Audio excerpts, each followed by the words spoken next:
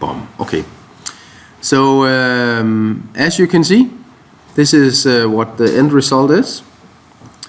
And if we look at my graph here, I'm now using the depth, and I'm using the motion blur. So I'll just disconnect this one. Control V. And put that up there. So just. Yes. Thinking. 3, 2, 1, go. There we go. So I just disconnected that one, and this one we'll just disable. So first of all, what I'll look at is how to do the motion blur. So what we are seeing is this here. Just move this out of the way. So this is what our final image looks like, or one of the images. So the car is just moving along, very nice, and everything is crisp and fine. Then we have this motion vector pass. And what I'm going to do is I'm going to use a shuffle copy here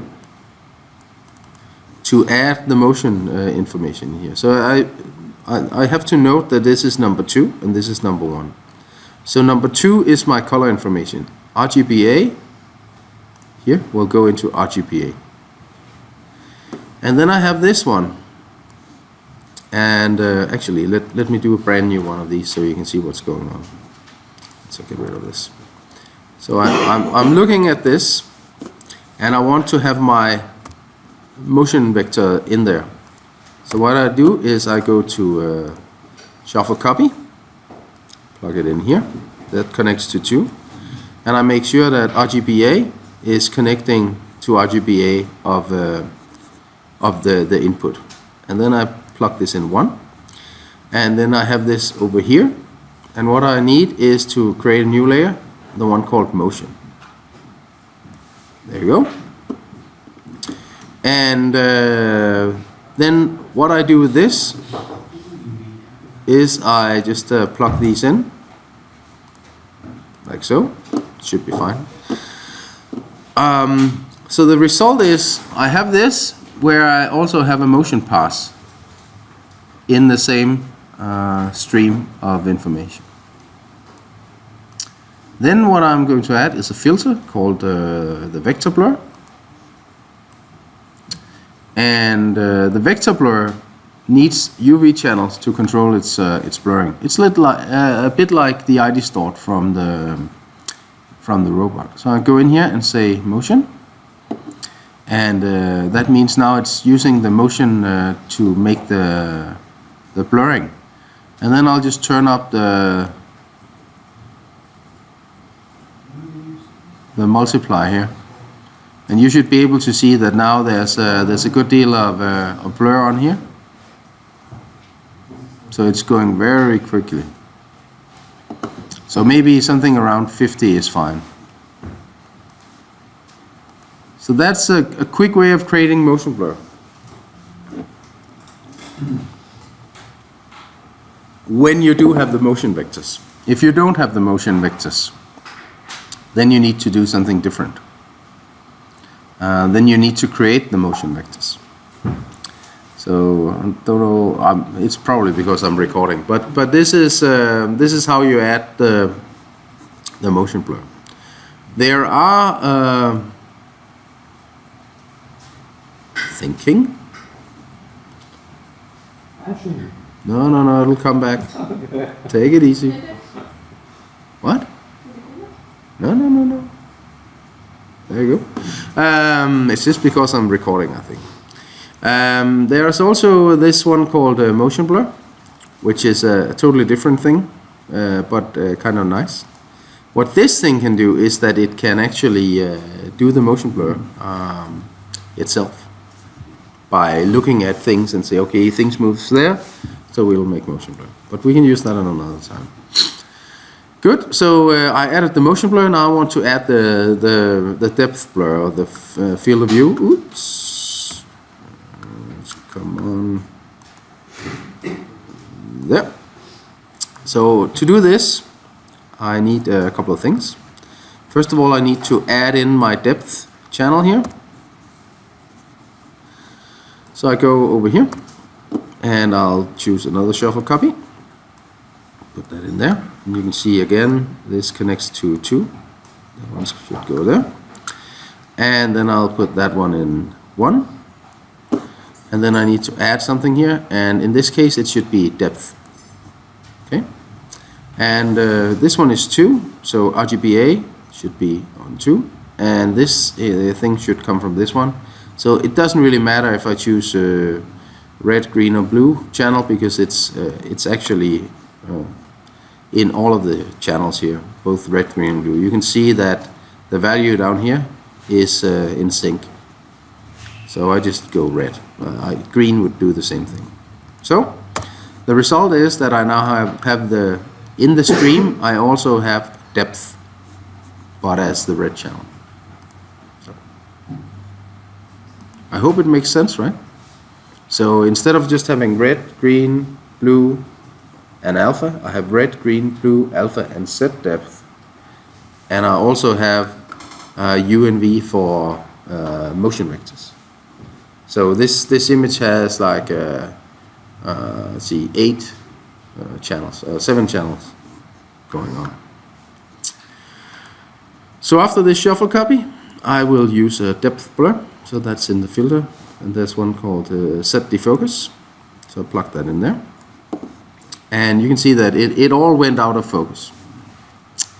Let's just make it even more out of focus, just to make it annoying to look at. See, one thing that is important when you use depth blurring is that you note how your depth blur has been made.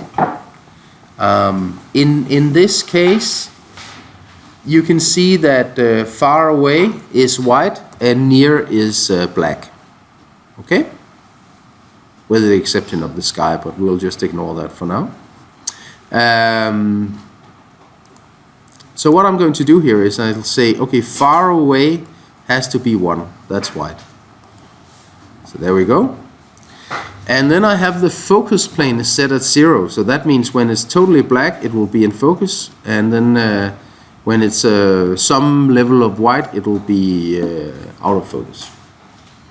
I can pull this focal point around, and it will sample the focal depth, as you can see. So if I put it here on the mountain, you can see it will sample that to 8.33, and it'll put that in focus. Or I can put it at the roof here. So it will control how the depth is calculated. And I can also use this depth of field to sort of control the amount of let's see how they explain it here. It's usually a nice little pop-up. Give me a pop-up. Yeah. Make a range of this depth be entirely in focus. So that is the area around this depth that will be in focus. So in this case, it's a pretty big area, since we are going from 0 to 1. So I'm just it's often a good idea to make this just a little bit like a physically correct camera doesn't have like this focal area. It's just have one point where it's in focus, where the lines meet. But it can be a good idea for something like this to like stretch the focal area.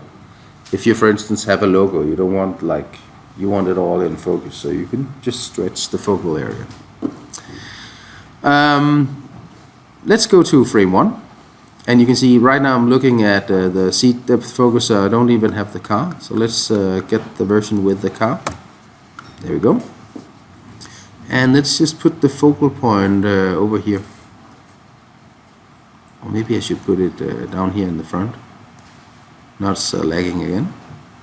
3, 2, 1. There you go. So, and just make this totally go away and make this huge. Should start to get some focal thing. That is annoying that it's lagging so much. Yes? You call the mapping for the depth. The mapping? Set defocus or what? The node? The red cube mapping with the. What I did in the shuffle copy. Yeah. I set it to depth. It's set. What do you call that? Set depth.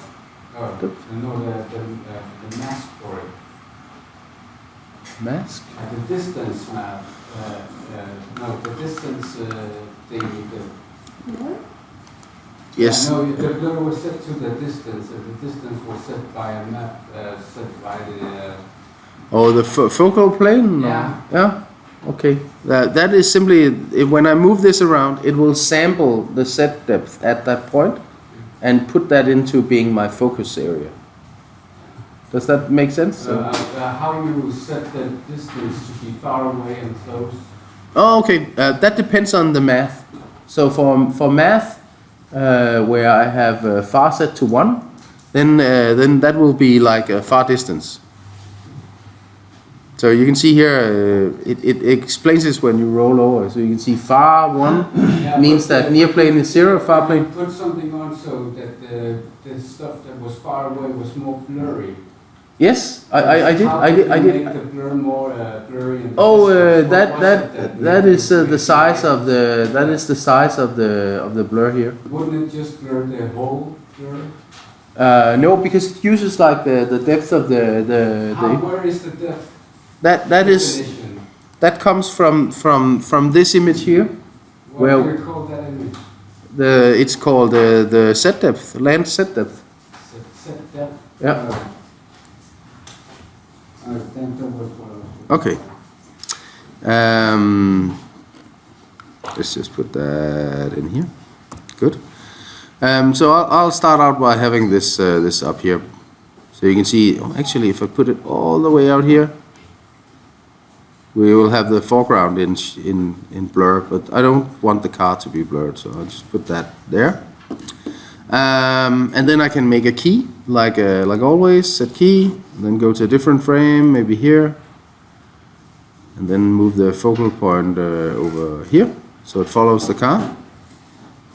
And you can see the blue lines here means that it's made a key, and then move to the end here, and then I want the focal point to go all the way out there. Well, that may be too much, like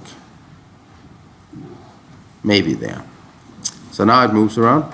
80 is probably a bit much. I'll just put it at 10. 10 should be fine. Something like that. And if you like, you can turn on bloom. That will sort of like make bright areas bloom a little bit, like you get it with the real lens. And then we're done. Motion blur, depth blur, especially visible on the mountains in the rear. And I have the focal point sort of trying to follow the car. And the reason why I have it following the car is that I actually don't have the car in the set depth, so I shouldn't really blur that too much because that'll look weird. So, and it's almost done. And there we go. Ooh. And I can just close these so I won't see it. And of course I can add a write note and write it out, and everything is happening. One thing I didn't talk about was what other things we can do. So for instance, we have this car foreground thing, but I could do something like a color corrector. So if I put a color corrector in here, and I could actually, I think I don't want that one. I want a different one. I want the hue shift, like this. And then I can change the hue here, hue rotation. So maybe make this a blue car. It's over in this area, okay? Or I could, instead of, then I could actually add color to it. But what I can do is, see, this will make the windows sort of green, and that's weird. But then of course I can use the mask of this disco layer. Just say, okay, I only want to do it where this is green. So I get this. So that actually gives me a little like red line along the edge there. But you get the idea of how this works. And that should, okay. No. So that way you can change the color of the car by using your layers, like so. So that's also an advantage to doing something like a disco pass, is that you can use that to tweak things. So I will make